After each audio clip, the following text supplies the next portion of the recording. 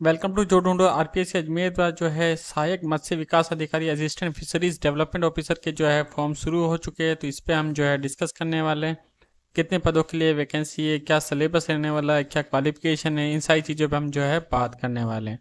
तो सबसे पहले बात करें यहाँ पे वैकेंसी कितनी है। तो यहाँ पे नॉन शेड्यूल एरिया की बात करें तो नॉन शेड्यूल एरिया में जो है कुल मिला के जो है 5 पदों के लिए वैकेंसी जारी की है। वही शेड्यूल एरिया की बात करें, यहाँ पे शेड्यूल एरिया के लिए जो है 3 पदों के लिए वैकेंसी जारी की है।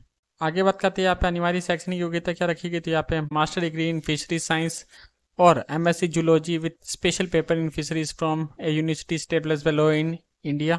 यहाँ पे मास्टर डिग्री होना जरूरी है, फिशरीज साइंस में स्पेशल पेपर होना जरूरी है, ये सारी चीज़ें यहाँ पे मेंशन है। इसके अलावा bachelor of fisheries science BFSC with 1 year diploma in professional development programme from central institute of fisheries education Mumbai, ये सारी चीज़ें मेंशन। इसके अलावा यहाँ पे ओ और higher level certificate course conducted by DOESCC under control of the department of electric government of India. या तो ओ लेवल का कोर्स होना चाहिए। यहाँ पे जो है certificate course of computer concept by NIELIT New Delhi से होना चाहिए, या फिर computer operator programming assistant COPA का कोर्स है तो भी आप इसके लिए जो है एलिजिबल होंगे। यहाँ पे आपने जो है senior secondary certificate from recognise board और secondary education in the country with computer science with computer application as a one of the subject. यहाँ पे जो है सीनियर सेकेंडरी में जो है आपके कंप्यूटर साइंस सब्जेक्ट है या कंप्यूटर एप्लीकेशन से रिलेटेड कोई सब्जेक्ट है तो आप इसके लिए एलिजिबल होंगे।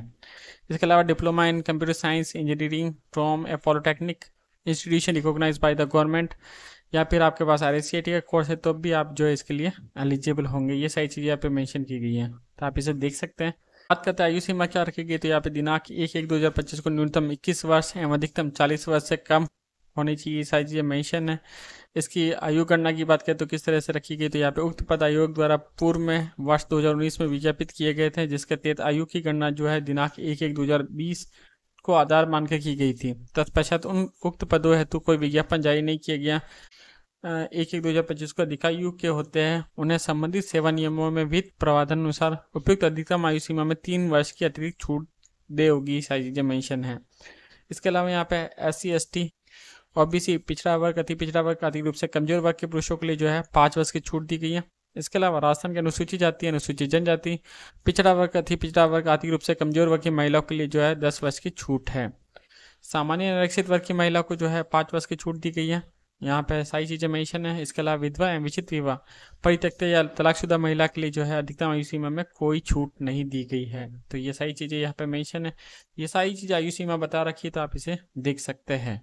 अब चयन प्रक्रिया की बात करें तो चयन प्रक्रिया के रहने वाली, तो चयन प्रक्रिया में अभ्यर्थियों का चयन जो है लिखित परीक्षा के माध्यम से किया जाएगा।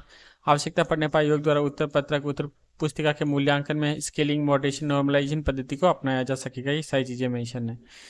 आवेदन की अवधि क्या रहने वाली, तो इसके आवेदन जो शुरू हो चुके हैं 11/9/2024 से दिनांक 10/10/2024 को रात्रि 12 बजे तक आप इसके लिए जो है अप्लाई कर सकते हैं।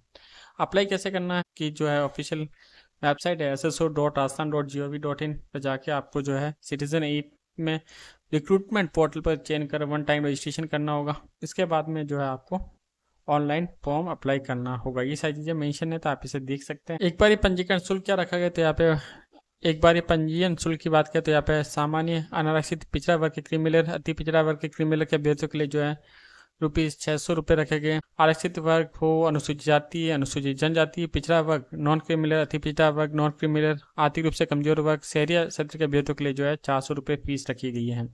दिव्यांगजन के लिए जो है ₹400 इसके लिए जो है एक बार ये पंजीकरण शुल्क रखा। अब बात करते हैं इसके स्कीम की एग्जाम का स्कीम क्या रहने वाली, तो यहाँ पे scheme of examination for the post of assistant fisheries development officer part A की बात करें तो general knowledge of Rajasthan related question पूछे जाने वाले। यहाँ पे क्वेश्चनों की बात करें तो यहाँ पे 40 नंबर के क्वेश्चन पूछे जाने वाले हैं। मार्क्स की बात करें तो यहाँ पे 40 नंबर के क्वेश्चन पूछे जाने वाले हैं पार्ट A में।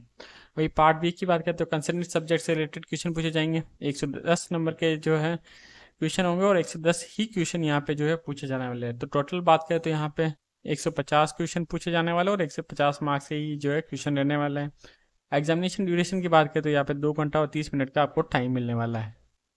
क्या नेगेटिव मार्किंग भी रखी गई है, तो यहाँ पे जो है नेगेटिव मार्किंग भी जो है रखी गई है। यहाँ पे लिखा है सीधा negative marking shall be applicable in the evolution of answer, तो ये भी सारी चीज़ें मेंशन है तो आप इसे देख सकते हैं।